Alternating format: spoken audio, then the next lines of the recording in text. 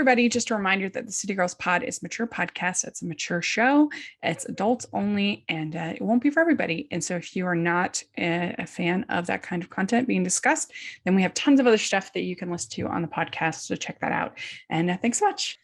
Hi, everybody. Welcome to the City Girls Pod. And this is a show where we are watching back episodes of Sex and the City. And just like that, it's so much fun. We're so excited to talk about season 3. We have made it to season 3 already. It's season 3, episodes 1, 2, and 3. Today, I am film critic Rachel Wagner, and Jax is here. Hi. And we have a special guest today. We have Megan Dorsey is here. She has been very supportive of the pod and just great. And we're so excited to have her with us. Thank you so much, Megan. Hi, thank you for having me. I'm so excited to be here. Yeah, so why don't you introduce yourself to our audience? This is their first time on the show. Sure. So my name's Megan. I have been listening to Rachel's Hallmarkies podcast for a few years. And yeah, I'm just really excited to be here. I'm from the Bay Area. Yay. So have you always been a big Sex and the City fan?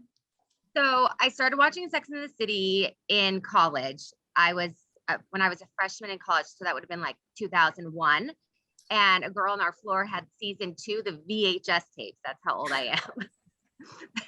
And back then we didn't have streaming. I don't even we had cable in our dorm room, so like we would just watch it over and over again. And then I got the season 3 DVD, and we would just watch them all over and over again. And then every time I'd go home, I'd watch it with my high school friends. So it just brings back so many memories. Yeah, you got the upgrade to the DVD. Yeah, I got the upgrade 3. Finally to the DVD.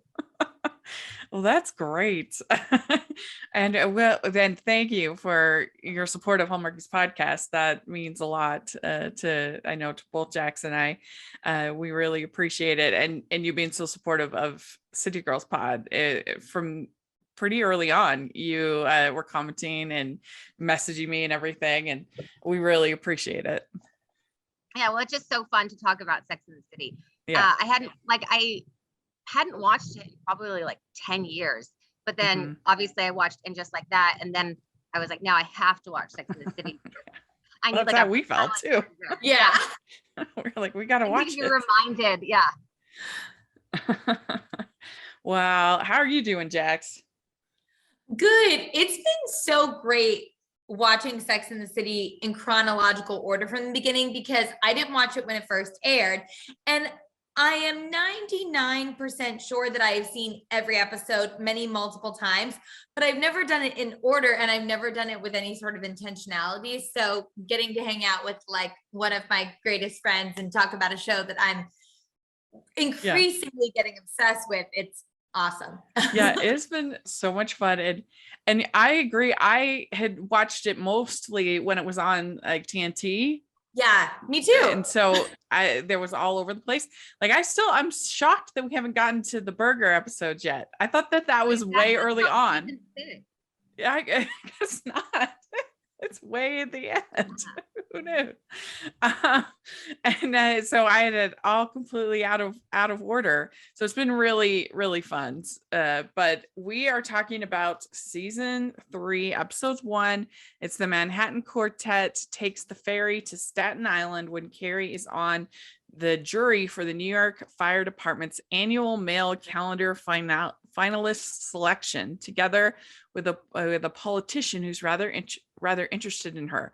Sam gets the hottest fireman in her opinion in her bed, but her fantasy of doing it with the fire station proves less romantic than she's hoped. Charlotte's next dream prince suddenly turns out too macho, and Miranda insists on proving her independence by refusing practical assistance. Steve volunteers when she is scheduled for laser eye surgery. So, Jax, overall, what do you think of this episode? I really liked this one. I think that also when you start with something as iconic as the Staten Island Ferry that I've ridden a few times, never in the state that Charlotte was in when she went back home, but which was hilarious. I liked seeing this side of Carrie where she's able to have fun and put herself out there, but also not, seeing her at Big, she's completely beholden to his schedule. And in this, I feel like she's valuing herself a little bit more and not just like bending to the will of the man, which I like. Yeah. What do you think, Megan? Overall? Overall, this episode, I just love it so much. The fireman thing and all the music, it was just so funny. I thought I really loved, seeing the girls all go to the Staten Island ferry. Yeah. Yeah, I really enjoyed it too. I mean, and you can give me John Slattery any day. Yeah, right? Totally. Oh my God. He's so cute. He's so handsome. Yeah. I mean, I was a big Mad Men fan. I watched that show, and so I became I loved his character on there. Him and Joan had such great chemistry on that show. But here he's an interesting character because he's a politician, but he's definitely non-traditional, I guess you could say. We get more of that in the next episode. Right. But I like this episode because I think it does what Sex and the City does really well, is you get all of our girls and you get a topic that's, I think, interesting and still relevant to this day. The whole idea of being rescued, and that everybody needs to be rescued at a certain point, but that women don't want to be seen as need to be rescued. And I thought Miranda was so annoying in this episode. I was just like, just let people help you. Like when people are being ridiculous, like I hate it when women don't let men hold the door for them or something like that. Or they are like, oh, don't do that. I'm like, just don't do that. Don't be that way. Like people are trying. We live in such sometimes such a rude society that when people turn their nose up against somebody trying to be polite and kind, it just irritates me. Yeah, I agree totally. And I am about as ardent as a feminist as you can get. Yeah. And if a man would like to open the door for me, great. Chivalry is not dead. If a woman would like to open the door for me, great. I open the door for people. Like, as you said, Rachel, I think it's about politeness. And there's no way that opening the door for someone is like a patriarchal thing that's trying to suppress anyone, like, or oppress anybody. So yeah, I completely agree. And I think that Miranda is also putting herself in harm's way by not letting someone take her home from a surgery. Yeah. I mean, it's nonsensical at a certain point. Yeah. You know, and she's just so rude to Steve. And I don't know, not willing to even have a discussion. And that frustrates me because I like Steve. And I just feel like it feels like a cliche at a certain point that she is not going to let anybody help her. And that's not independence. That's just being stupid. Yeah. To me. You agree, Megan?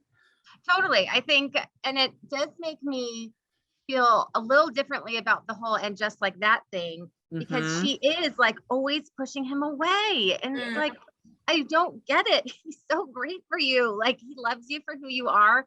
Like, come on, Miranda, get over it. You know, it's like, is she afraid of being hurt, or what is the reasoning behind it? I guess sometimes I don't understand. Yeah. And so then we also have this fireman calendar competition. That was a lot of fun. I enjoyed that. Did you know that the fireman was a real fireman? Oh, really? Yeah, no, he's not an actor. Yeah, he was a real fireman with the Staten Island, I think. Oh, really? Yeah, I don't know if all of them were real, but the one that Samantha gets with, it definitely was. Yeah, the 4-alarmer. His name is Ricky, and he was basically, I think, supposed to be kind of a dumb lug, is the idea. But yeah, Samantha, she is kind of a snob, I think. She seemed so rude to him when they were talking. Like he was like telling her about his niece, and she's just like, "You're hot." It's like, yeah, have a conversation with him at least. Like, because she's obviously free and liberated in some ways, but she's not like a hippie, you know, or somebody like that. that's just like free and open-minded and everything like that. She's actually kind of a snob. I can't even remember way to say it. Yeah, I think that this is something that is uncomfortable to look back on with Sex and the City. And I know that every show has its flaws, especially like, it was a different time. But to watch these four women be quite elitist is uncomfortable for me. And I think for a lot of people. Yeah. And I was also thinking about it yesterday, after I watched it, so far in the show, have they been with any people of color yet? Not yet. It happens, I think, in the next 3. I think you get to the with one Miranda ends up being with somebody. But I was just thinking about that I don't think that they've had a single one. No. Can you think of one, Jax? I can't. No, and like Megan said, that's the one. I mean, because he was so hot, no one's ever gonna forget that with Miranda. But not only, no people of color, and then Steve is like a blue collar guy, and that was its own sort of whole thing that was an issue for them, and frankly still is. So yeah, there's a lot of uncomfortability around that, and about getting your investment banker, about getting this guy who's rich, and a lot about status too, which yes, there is a lot of that in New York, but I also, and everywhere, I guess, but I just think that it was not handled with a lot of sensitivity. Yeah. So Charlotte says that we like firemen because women want to be rescued. And then Miranda says, oh no, they have the good guy look about them. And I think that is true. And I think that I don't think only women want to be rescued. I think everybody wants to be rescued. Life is hard and you want somebody that will help make your life easier and that will make you a meal when you're tired, when you're, at least that's the kind of thing that I think about as far as being rescued. I mean, my sister and I used to have a joke that, the only reasons to get married is to have somebody to shovel your snow when in the morning and to open jars that are hard to open. Obviously that's not true, but there is something kill the spider. There is some spiders. Yeah. There's something appealing about having a partner who can take some of the burden off of your life. And I mean, I don't think there's anything wrong with wanting to be quote unquote rescued. I don't think that makes you not a feminist because you want somebody who will help you in your life. I don't know. What do you think, Megan, about that?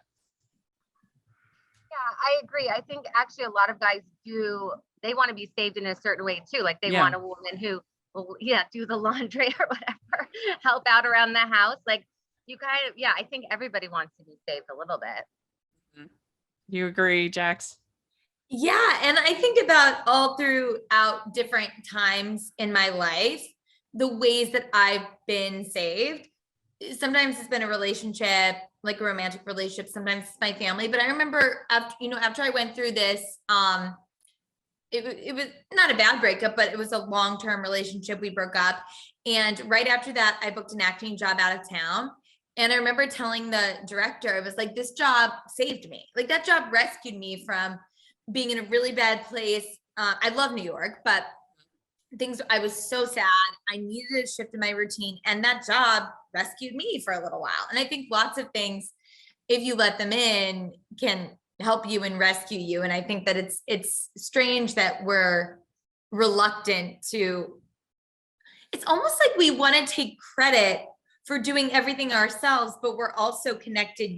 That's impossible. Like you can't move through life without other people. Yeah, it's like we don't want to admit that we need other people, but of course we do. Of course we do. I don't know. I mean, then you have, oh, sorry, go ahead.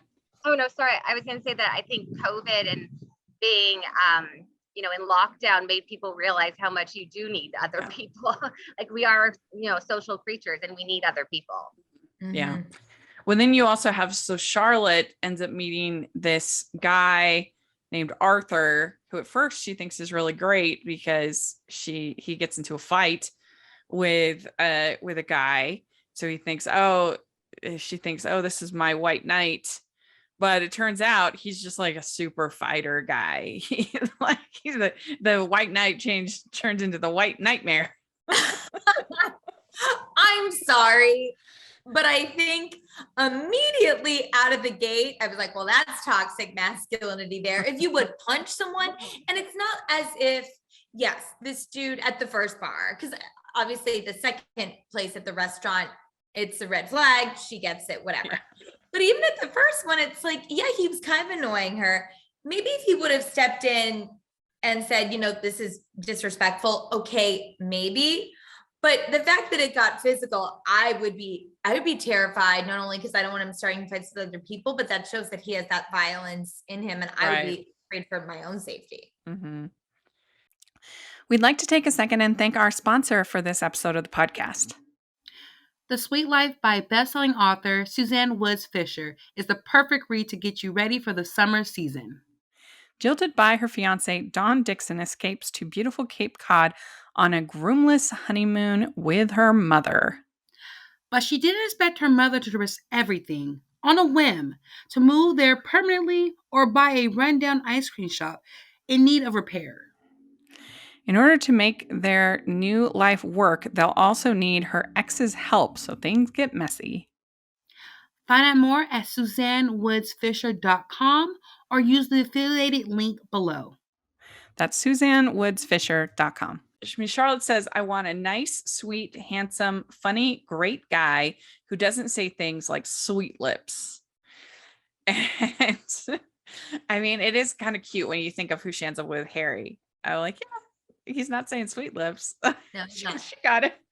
But I mean, I do think sometimes we hold ourselves up to these. I mean, we have these guys these white knights that we want, when it's like, are we all of those things necessarily? Like what? I mean, I guess Charlotte is pretty great, but she is nice, sweet, handsome, funny. Yeah. But still, I don't know. It's just, I feel like you're setting yourself up for disappointment. Yeah, I think that's why I love the Charlotte arc, so much. It's because she thinks she gets everything she wants when she meets Trey. And then it turns out like it's not everything. It's not all about the looks. It's not all about the money. It's not, it's about the person inside. And I think she has to go through what she goes through in this season to get to the point where she can be with someone like Harry, who, she loves for, inside and out. Mm-hmm. Yeah. And then we have Samantha at the firehouse. I guess she's always had this fantasy, which I'm surprised it's taken her this long to interact. And she goes over to the firehouse and she thinks, she's like surprised that they're all watching sports. I'm like, do you know men at all? Like what? Of course they're watching sports. Like I would be, what else would she be expecting?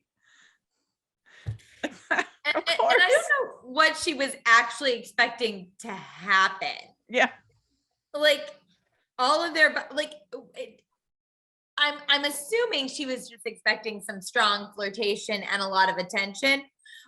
But I mean, if she wanted to go past that, I'm like, how would play the tape forward on that? No judgment to anyone who wants to do that, but I don't think that all of their buddies would want to be, all involved in some sort of sexual escapade. 15 firefighters and Samantha. Yeah. Did she realize they're at work? Like it's their job. Their place of work. Like showing up in someone's office and yeah, exactly. What was she? But when she does that, when she's wearing the boots and the things are covering her, it's just so over the top, like ridiculous. It's so She does look hot though. Like I'm like, good Lord. Her body is amazing. Like, yeah, I can't. It blows my mind. All of them actually, they're all so beautiful. Yeah, she should be in the calendar. Yeah. I would much rather look at any of our core four than really any dude. Sorry, it's true. They say that at one point that women in their 30s are never supposed to say they are terrified, which I thought was interesting. That that they're supposed to kind of have the answers that women in their 20s are very free reign, I guess. And I don't know. I think that the older I get, because I'm 41, the older I get, the more I realize that I'm not that different than I was because I think I thought that by the time I was 30, by the time I was 40, I'd have it all kind of figured out. But I feel like I'm exactly the same. I don't feel like I'm that much smarter than when I was 20. I mean, this year will be my 20th. I just passed my 20th anniversary from graduating from college, my bachelor's, which blows my mind. And I don't know, it feels like it just happened. How could it possibly been 20 years have gone by? I don't know. So I think that we sometimes have this idea that we're going to become this different person, but we're not. We're still the same person. You hopefully gain a little wisdom along the way, but you're still fundamentally you. Yeah, it's funny. I remember being little and I've always had anxiety about the people that I love and something bad happening to them and everything. And I remember thinking, well, I hope that my family stays safe and healthy. And then when I'm older and eventually have to deal with grief and things like that, it'll still be hard, but I'll be an adult and better equipped to handle it. And I increasingly, the older I get, and more of a basket case and more worried about my family. I'm like, no, I'm not. You don't come to a woo of, peak, realization or self-actualization, or at least I haven't yet. Yeah, I'm working on it. But. And I used to think it was so lame, women that would say, oh, I'm 29 forever or whatever. But I kind of get it now because you don't feel different. You feel the same. Yeah. I don't know what you think about that, Megan. I completely agree. Sometimes I'm like, I'm an adult. I have children. It's you're like, what? I still feel, sometimes I still feel, yeah. It's you just, when do you wake up and feel like, okay, now I'm an adult? Yeah. I don't feel like you never really feel that way. Yeah. Yeah. I mean, we joked about that before about when do you turn out? When have you turned out? Yeah. Yeah. I feel like I don't know if I turned out. I guess you must have. By the time you're 41, you must have turned out, but it's still up in the air if it's for the best or not. I don't know. I have to ask my mom. It turned out great. Bring my mom on. Yes. If you've turned out, it's great. Or if we're still. So this is, I think, the first time that we've gotten a shoe designer name drop, right? I can't remember. I mean, she said she loved her shoes. She talked about shoes.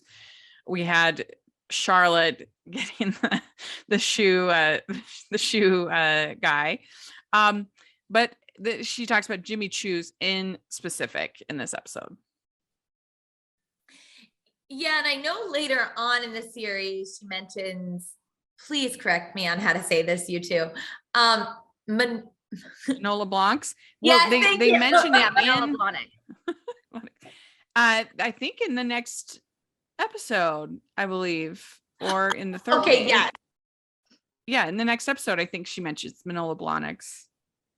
And I wonder if that was a thing that before it was this whole thing of shoes, and then and also if it's a chicken or the egg scenario, that these designers have become so wildly popular, largely due to Sex and the City, or if they were already so popular that they had to put it in as a reflection of the culture at the time. I don't know the answer to that. Yeah. But.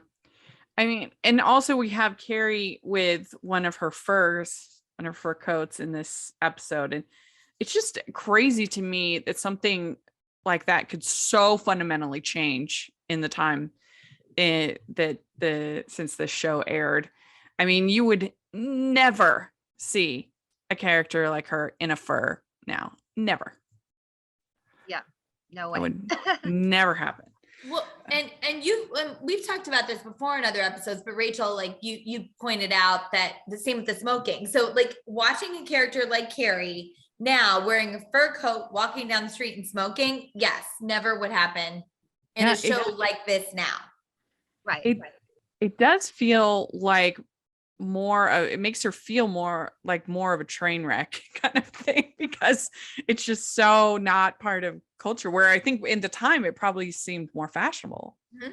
Oh yeah, because those were not cheap, those furs. I mean, it's thousands of dollars. But she ends up making out with Bill in the coat room, which I thought was pretty hot. That's pretty good. I was okay with that. Yeah. And then she misses the ferry, but then he comes, takes her home, which I thought was kind of like, I thought it was stupid of Carrie to try to make the ferry anyway. Why didn't she just get a ride from him to begin with? Again, you're not a weaker person because you could have someone take you home. I mean, yeah, I think it was just also she could lose her shoe and, Yeah. Cinderella. Right, totally. But yeah, I think this was a pretty good episode. I would give it I'm going to give it a 9 out of 10. What do you think, Jax? I would too. And I thought that the so well written with the theme of rescuing with the firemen and then rescuing with the fairy tale and it interwoven. I just thought that it was a really, again, like this is why this show is so iconic, is because they make an entertaining show that is really thought-provoking and of the time. So yeah, I think that this one is definitely peak Sex in the City. I'd give it a 9 too. What do you think, Megan? I would give it a 9 as well. Okay, good. All right. So then we have episode 2, and this is called Politically Erect. And in this episode, you have Carrie shares her bed and his campaign for city treasurer with Bill Kelly for weeks, and Sam has a short lover. So in this episode, yeah, you have Carrie dating Bill, and she says to be dating a politician, she needs to dress the part, and so she wears the vintage Halston look, which is good. I really like the fashion in this, particularly the pink dress with the red rose on it. I thought that was really good. So maybe I like vintage Halston. Yeah, she looks so good in this episode. I love her hair. It's like kind of like they straightened it and then they curled it. It just looks so good. And she looks like a politician's wife in that opening scene. Mm-hmm. Yes. Megan, I thought the same thing with that hair because we've seen her, of course, curly Carrie, and then we've seen super straight, but the straightening and then curling. And Rachel, I mean, obviously we've been doing this for a hot minute, so we're very in sync, but I wrote in my notes, Rachel's going to love the fashion in this episode. Finally, because we've been having a rough go of it. Yeah. So I was really excited. It was really good in this episode. Yeah. So once more, we get Samantha being a snob. I would think that she would be open to a short guy. And they were acting like this guy was like a little person. He was not even actually a little person. They were calling him a midget, which is an offensive term, but they were calling him that. He wasn't even a little person, like a person with dwarfism. And this makes me so angry. I mean, and look, there's lots of things that women have to contend with that we can get into at another time. And, we live in a patriarchal society, all this stuff, but I do really feel for short men. I love my short kings. I have dated, I'm only 5'5", and I dated a guy for a while who was 5'2", 5'2.5", 5'3". He was a magician and very good at giving massages. And I mean, I don't get it. I don't get it. I dated tall guys too, but like, I don't know. It really gets under my skin. Yes, you're attracted to who you're attracted to, and it's fine if you're not attracted to someone like that, but don't crap all over short guys. Yeah. I mean, I would especially expect somebody like Samantha to be up for it, to be game for all different types. And Especially when he is so confident. I would think that would be really attractive to her. And it's particularly strange when it just seems like she has so many things that she's like, nope, not going to do that. I'm not going to be with somebody who's small. I'm not going to be with somebody who's big. I'm not going to be with somebody who's old. I'm not going to be with somebody who's basically the only people that she will be with is people who are conventionally attractive. That's it. Yeah. And men. It doesn't seem like she, so far at least, she hasn't expressed any interest in women. And so I don't know. I mean, it's just like the list is getting longer of all the stuff that Samantha has issues with. Yeah, she's very superficial. Mm-hmm. Which is a Yeah. bummer.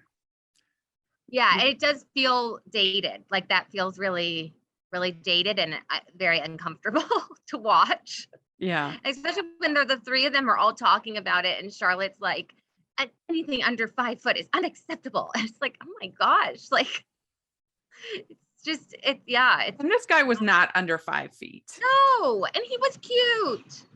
Yeah. Like I said, he wasn't even actually a little person. Which one of my best friends is a little person, and she's amazing. And I mean, I wouldn't have any problem going out with a little person. As long as, I mean, I just feel like what makes somebody attractive is so much more than just physical appearance. Sure, there are things that I'm more instinctively drawn to than other things, but that I feel like that goes away pretty quick. And what really attracts me is somebody's smile, somebody's personality, their sense of humor, their confidence. All of those things are actually things I'm attracted to. Whereas the other stuff, yes, I'm attracted to those things, but they don't really matter, if that makes sense. No, completely. And that's why this was even like, to be honest, I'm not at all attracted to this guy's personality. He's a little too like New York a-hole for me, but that's what Sam's attracted to. Right. So like it should work. Yeah. And who cares where he buys his clothing? She's very upset because he has Bloomingdale boys clothing. And I don't know. That's just stupid. Also, it is cheaper. Like you bet that like I'm going to buy an XXXL kid shirt if it's available, because it's usually like $6 cheaper if it's a t-shirt, and I'll get the biggest size they have and try and squeeze my way into it to save a buck. Yeah, I would if I obviously I can't fit into that, but like if I could, sure, why not? Nothing wrong with it. I don't know. What do you think about this, Megan? Yeah, I think about dressing in the kids' clothes. I totally did that in college. Like we would go to the Abercrombie Kids. I can't do it anymore, but I did it. Yeah, I have no problem with it. I don't really get it. I think I think she's just being very superficial, and looks change. Like if you're going to be with someone for the rest of your life, you're not always going to look the same that you did when you first got together. So that's why like being so superficial. I mean, no, Samantha's not really looking for a long-term relationship, but it's just all the girls are kind of superficial, and it's like you're not always going to look the same. Like your looks change as you get older. And that's why you love the person for them inside, not outside. Yeah. Well, and so then Samantha also says the country runs better with a good-looking president in the office. And I mean, I guess she uses Nixon as an example as a not good-looking president. But the thing about Nixon actually is, Watergate aside, the country was actually running pretty well. I mean, not that we get into politics or whatever, but like, I mean, there was Vietnam War and some other things that weren't going well, but there were a lot of things that were going well, like during that period. And I mean, and then you have, I don't think that Gerald Ford is like way more attractive than Nixon and things were still running well. And then you got Jimmy Carter. I don't know. I mean, I don't feel like there's been a big difference between the not as conventionally good looking presidents and the conventionally good looking presidents. I feel like there's ups and downs in every presidency. There's things happening, there's wars happening, there's things. And so, I mean, this is just ridiculous. Women, like these women have no idea what's going on politically. So I don't think they can speak to that. It's like, Carrie has never voted in New York, which that was surprising. I was shocked and hadn't remembered this. And as someone who seems like such a New York staple character, she loves New York. She's passionate about the city. I think it's important to vote. I understand if people don't want to, but I think that, again, this is another one of those things that would have changed now. Yeah. Carrie would absolutely be voting. Yeah, that did feel dated. Like, yeah, it's like, I thought it was so weird that she didn't vote. And I also thought that conversation, like, it's funny when they're talking about it, but I thought, like, if they were talking about women politicians this way, this would be like really bad. Like, I would be very offended if they were talking about women politicians. True. Yeah. I mean, I guess it's because with the guys, it was kind of a funny conversation, but if you reversed it, if you reversed the gender, it would be not good. Right. Yeah, it's true. Not funny at all. Yeah. And I did absolutely die though with Stanford. He says that he has tickets to the vagina monologues. Just because I don't eat at the restaurants doesn't mean I can't hear the specials. One of the best lines in the whole series. Yeah, that was really good. And what do you think of this idea of Charlotte's of the bringing a guy you're no longer interested in party? That was crazy. Like, who would do that? Like, you would be so offended. And like, who wants to hang out with their ex-boyfriend and watch them date other women? Like, that's weird. It's totally not a thing. What I will say is that I think the concept of it, I agree, Megan, straight up offensive. But something that I've done with guys that I've only been on a few dates with that like didn't really like me that way and I didn't really like them. I think I've done probably at least 10 setups getting people together with, because I'm like, oh, and then when I tell my friend, because I think sometimes when you're trying to set someone up and it's like, oh, I have this guy. It's like, well, why didn't you date him or why didn't you like him? I'm like, I did. He's great. He just didn't really like me. I didn't really like him like that. So I actually think that my friends have been more inclined to go out with guys that I actually went on a few dates with, because then they know it's not just like, oh, he's good enough for you. You know what I mean? Yeah. Like, I think that they've been vetted. Well, yeah, exactly. You sort of screen the person. But I think the only way this kind of party would work is if the person that you were bringing knew that's why you were bringing them. 100%. You know, which didn't seem to be the case. The only one that didn't know, right? Yeah, I think so. Sam didn't tell her guy, which is really rude. Really rude. But I did like that he was confident. Like, he didn't take it he wasn't nervous or shy or whatever. He was just like, no, that's not true. You're wrong. I liked that. Yeah. But so we also have Bill telling Carrie that he likes it when women pee on him in the shower, which is very strange. Like, agreed. I've never heard of this. I mean, no, I would not be okay with it. But Carrie is really funny. Like, she's like, so like, she's a sex columnist. You think she'd be a little bit more, but it was really funny when she was talking about drizzling the hot tea on him. I feel like that's a pretty good compromise to Bill. What? I mean, but it does bring to her mind that it would be pretty nerve-wracking dating Carrie, because you're going to end up in her column. Especially a politician would be, I think, nervous about this. Yeah, it's weird that he didn't think about it before. It's like, you know what she does, like, And even not using her, even if she doesn't use his name, she's going to all these events with him. So people would know that she was dating him. It would be pretty obvious who she's talking about. Mm-hmm. Yeah. Yeah. This is really tricky with like Carrie's job because yeah, you're exactly right, Megan. Like we all know that everyone knows that who she's dating. Guys, I have a hot take on the peeing in the shower thing. I'm not into it sexually. No one's ever asked me to do it either. I don't really think it's that weird. And if someone did ask me, I don't mean someone, if my fiance asked me to do it, I'd be like, oh yeah, sure. I mean, I am a pretty accommodating person. And look, I would never do anything that would endanger someone or like compromise my morals or whatever. But I didn't think that this was that wild or even that deviant, especially that it was in the shower. And he wasn't asking to poop on her, which would be gross. It was like, it's pee, it's fine. I pee in the shower myself, so whatever.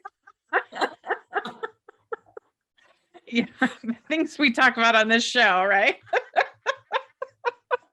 I don't know. It feels a little gross to me, but I mean, where do you draw the line? I mean, you're exchanging bodily fluids, so I guess what is. The poo I wouldn't do. No, that's no number 2. No. Yeah, no number 2. Yeah. I mean, I think she probably should have just said no right away. Just been like, I'm not into that. And then you move on.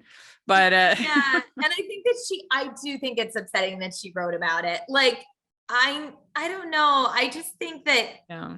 I mean, this is like a larger conversation, but like, I don't know. I think that you can still share your life and your stories without drastically compromising what could be very uncomfortable for other people who are a part of your story. And I think that she didn't need to reveal that. Like, I'd be nervous to be Carrie's friend, frankly, because your stories can end up in her column somehow. That would be scary. Yeah, definitely. We also get to see Elizabeth Banks. Oh yeah. At the party. So that was kind of fun. A cameo from her. And we also have Steve telling Miranda that he wants to be exclusive. And she's just frustrating as a character. I don't know. I feel like her expectations aren't reasonable for what, like, does she want to be in a relationship? Because it seems like she does, but she wants to be completely independent too at the same time. Yeah.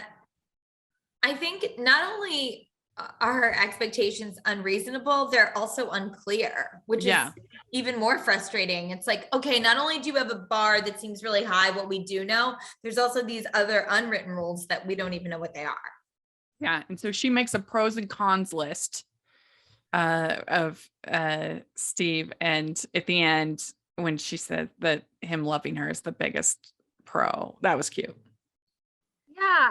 When she said she didn't want to be with him because he was, the only option, it's like, he's a great guy and he likes you and you have fun with him. And like, I just don't get it. It's like, and I don't think being exclusive is that big of a deal. Like, it's not like she's, I mean, it's not like he's asking her to move in or to marry or like any like big commitment. It's just, don't sleep with other people. You can't do that, Miranda. Come on. She hates dating. She hated dating. So why would she even want? Like, I would think she would be like, let's do it.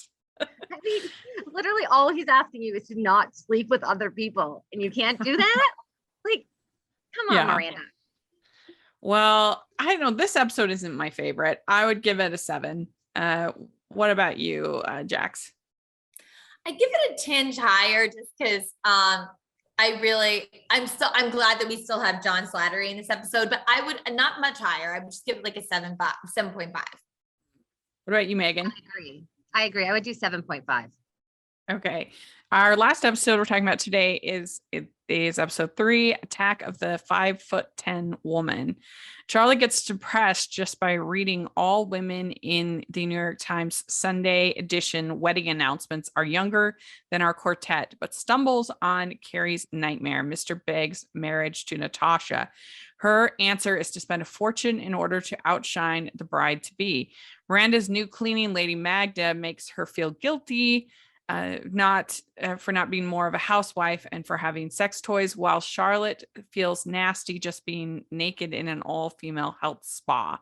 Samantha books an extra massage when told Kevin also gets intimate, but ends up being thrown out for taking the initiative. So yes, what did you think of overall of this episode, Jax?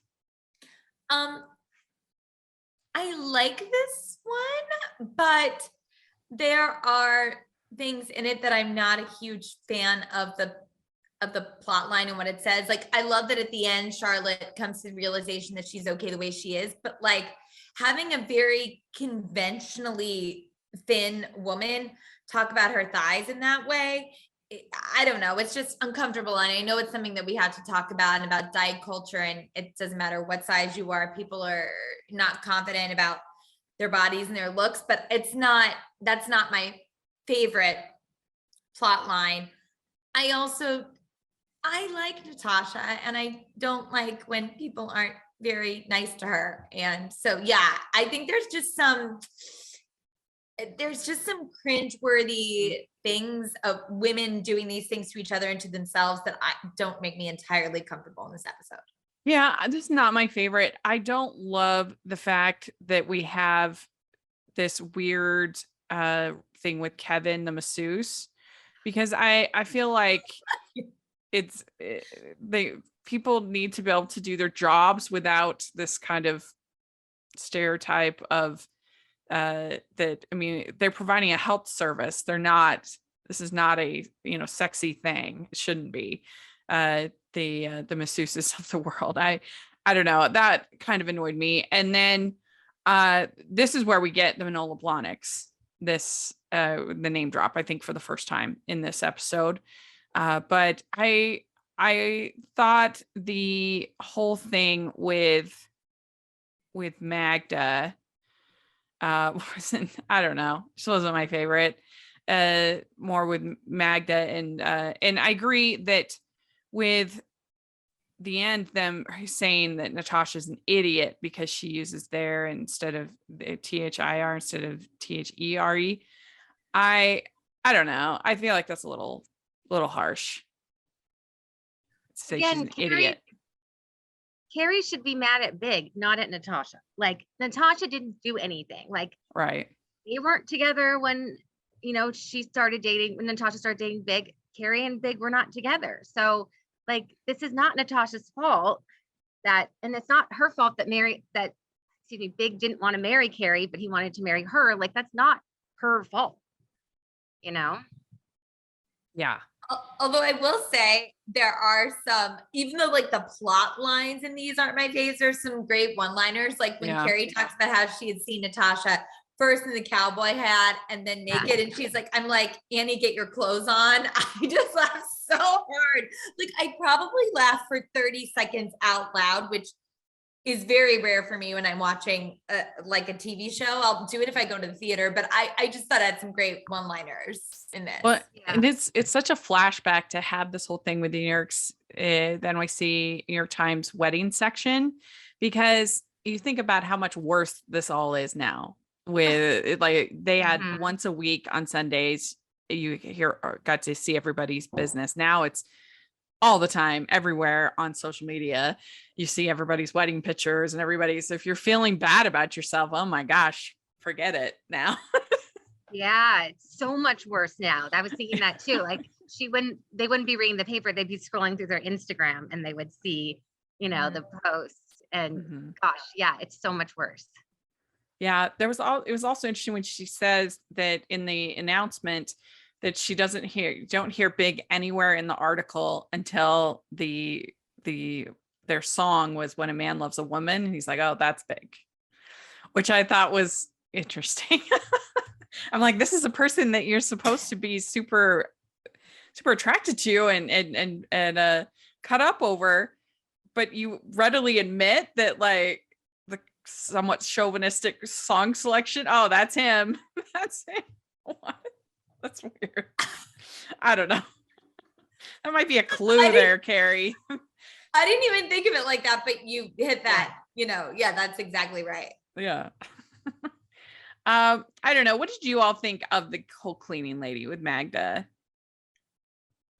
Did you think that was funny, or was it just kind of cringe? It was kind of cringe. Although Yeah. I do love Magda, the character. Like she becomes such a big part of Miranda's life later on, she like basically becomes the nanny. So I do love her as a character, but this was kind of, yeah. I mean, I just don't think a cleaning lady would really do that, would remove things and then put something else. Like, it was just a little cringe. Yeah. I mean, there was a good line though, when she gets the rolling pin and Miranda asks Carrie, do you have a rolling pin? And she's like, I use my oven for storage. Yeah.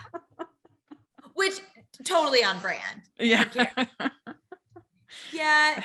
This plot line's a little weird too, because yes, obviously Magda is like overstepping her boundaries, but also I think Miranda's kind of rude to her when she's saying like, you do this is your job. It just feels like, ooh, I don't know. Yeah. Like there's lots of things in there that feel, and you have to know that if you're having someone in your home to like clean, organize, care for your kids, cook for you in your home, whatever it is, like you are inviting them into your space, and then that's their workplace. And then yes, they have to respect your boundaries, but they also, because it's their workplace, have a certain ownership in that space. Yeah, I agree. We'd like to take a second from this episode of the podcast to celebrate our sponsor of this episode, and that is the Hallmarkies Patreon. Do you love Hallmarkies podcast? Do you want an inside scoop into what happens on the podcast? Do you want early access to episodes and loads of cool perks? Now is the time to become a patron of Hallmarkies podcast. By becoming a patron, you get to access our patron Facebook group. You can request episodes or even be a guest on the podcast. And most importantly, any patron can join our monthly movie watch-alongs with stars like Paul Campbell, Natalie Hall, and more. It's as low as $2 a month to join in and become a special part of the Hallmarkies family. Please consider, and we will love you forever. Go to patreon.com/Hallmarkies.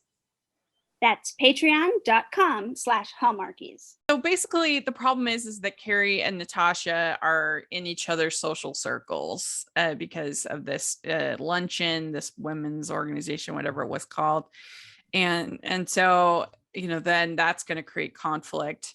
And then also they come into contact with each other dress shopping.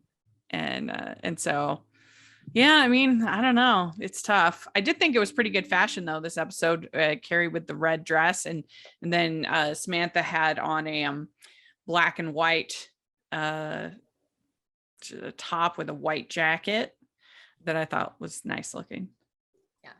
Yeah. I did kind of laugh when she asked, is there a new Zone book? Because my dad is not somebody who follows fads. He's not a trendy guy at all, except for when it comes to whatever is the popular diet of the moment, especially in the 90s. When currently, I don't think he does it as much now, but he would get super pumped about like, 1 minute he's only eating potatoes, and the next minute he's eating only red meat, and then the next minute he's whatever is the trendy diet of the moment. And one of the ones he loved was the Zone. The Zone he was big into the Zone. Which is basically a low carb diet. It's a meat heavy low carb diet is the Zone. But anyway, it made me laugh. I was like, oh, that's the 90s. Yeah, that was so 90s. Yeah, the Zone. And so Charlotte, I thought it was interesting, this dynamic, because Charlotte on one hand is encouraging Carrie to be strong. And then Carrie's encouraging Charlotte, but then both of them feel bad about themselves. It's like, it's easy to encourage the other person, like, you're amazing, you look great, but then to feel bad about yourself. I don't know. I thought that was interesting that both of them in their own way did that. Yeah. Yeah. What do you think, Megan? Yeah, it's like that saying, like, you know, you want it's easier to give someone else a compliment than it is to give yourself a compliment sometimes. And I think, you know, as women, we're really hard on ourselves. But yeah, I mean, it is hard to watch because they are just such attractive women. So it's like, I also wonder, I think, so when they're writing these scripts, do they like ask the actresses, like, what are you insecure about? Or do they just pick something? Because like, what if you had never thought about like your nose or your thighs, and then you get the script that's like, it's weird because it's like, they are actresses, but they're also real people. These are their actual bodies. Like, how does that work? Like, that would be hard to be an actress in that way, I think. Yeah, I mean, they clearly have very lenient nudity clauses in these women's contracts that they sign, but yeah, that is kind of interesting that when it particularly focuses on one with one aspect of their bodies, you know, you wonder. Yeah, like I always think it's funny too. Like, I'm an actor, and like sometimes when I get like submitted for something, or I see a breakdown, or like what my manager would send, and it's like cute but not pretty, and you're like, oh, like I'm fine being like, it's not even offensive, it's just like, oh, that's how like someone sees me for this particular thing. And I just think it's so funny how breakdowns are written. They're getting away from that a little more now, but I've always thought it was funny when I come across things, you know, that you're like, oh, okay, like, especially when it's physical, because all the stuff that makes up you know, a character, obviously you can play that as an actor, but anything physical and you're like, oh, so that's how someone else sees me. That's good to know. Yeah, that would be interesting. What does that mean? Cute but not pretty. But the whole thing with Kevin, I mean, I feel bad for any man that tries to become a masseuse, because it's a tough thing, because men tend to not feel comfortable with a man touching their body, and a lot of men, at least. And then women tend to want women. And so I feel like it's just a tough situation, whereas like they really are just providing a health service. It's not sexual. It shouldn't be sexual. He should have gotten fired for doing this. Absolutely. But then the women are all upset and everything. Yeah, I mean, I agree with you on all those points. My only like question of the episode was like, wait, so he was going down on a lot of them, and then actually having intercourse with at least one that we know of.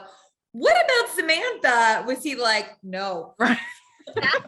Exactly. That's true. I'm like, how does that even start? Like, did he like ask the woman if like, how do you go from getting a massage to that? I don't get it. Like, and I have heard of it as a thing for like men, but I've never heard it as a thing for women. Like, I mean, I don't even think I want that. No. And that's why you should get fired if you do that kind of thing. Like, that's, I don't know, not appropriate. It's a health service. It's not you're not like hiring an escort when you get a massage. And that's why I think this is like so wildly uncomfortable too, because obviously there are many people have different views about sex work, but no matter what you think about it, like, if that's what you know what you're getting, that's the service that's being provided, rather than this gray area where you have to like do a little dance. It's like, no, like, let's keep it separate so everyone knows what they are getting into. Yeah, I mean, I've gotten massages. It's been a little while, but I have sometimes have lower back pain, and so it's incredibly helpful in that regard. but luckily I have a really good friend who is a massage therapist, so I can just go to her. And you know, there's nothing No. like untoward. It's funny because one time my fiance, I have a friend who's a massage therapist. And I bought him a massage with her, and I wasn't there for it because I was like, it's not that it's not sexual, but it's an intimate thing. So he was telling me about it after. He's like, she's amazing, she's awesome. He's like, something weird happened though, because he was trying. No, Megan's like, oh no. He had put on a playlist to like just have on, thinking, you know, like you don't want silence. Yeah. So it's all these songs he likes from Postmodern Jukebox. It's, you know, they're a great band. They do a bunch of covers. Then all of a sudden, the song like, if you want it, just do it, riding my pony. The cover of it. Yeah. And he was like, and he didn't know what to do. He's like, I'm there and she's giving me a massage. Is it more awkward if I acknowledge the fact that this is weird or if I don't? And he said he went with not, because he was just like prayed for it to be over. So afterwards he was like, I need to make sure I actually curate the playlist for next time. That is really funny. So bad. And usually it's like Enya or something like that, you know, whatever that comes to women. One time when I got a massage, it was right after I had done a race, and I thought it was going to be a good idea because I'm really tense, you know, after doing a race. But it was too soon. I guess I should have waited a little bit longer because my back seized up. I could not move. I was paralyzed there on the thing, and I was like, I can't move. Rachel, how did you like get off the table, or like so it was a process. It took me a while, and I just inch by inch by inch. I mean, it was so painful, and luckily I was there at my gym where they had a hot tub, so I was able to scoot it over to and get in the hot tub to finally loosen that thing. But I was like, I cannot move off this table. Terrible. Yeah. So don't, after you do a race, don't get a massage. It's a bad idea. So that's a good PSA, because I would think it would be exactly what you should do after a race. So Yeah. thank you for so there we go. This, I'm trying to see if there's anything else that we didn't cover on this one. I think we pretty much covered everything. I love the part when Charlotte was running, like, and the music. I thought that was really funny. Oh yeah. Oh It was yeah. like, da-da-da-da, da-da-da-da. I thought that was funny. That was good. I would give this one an 8. I think it's right in the middle. What do you think, Jax? Yeah, I would also give this one an 8. I like the first one the most, second one the least, and this one right in the middle. So yeah.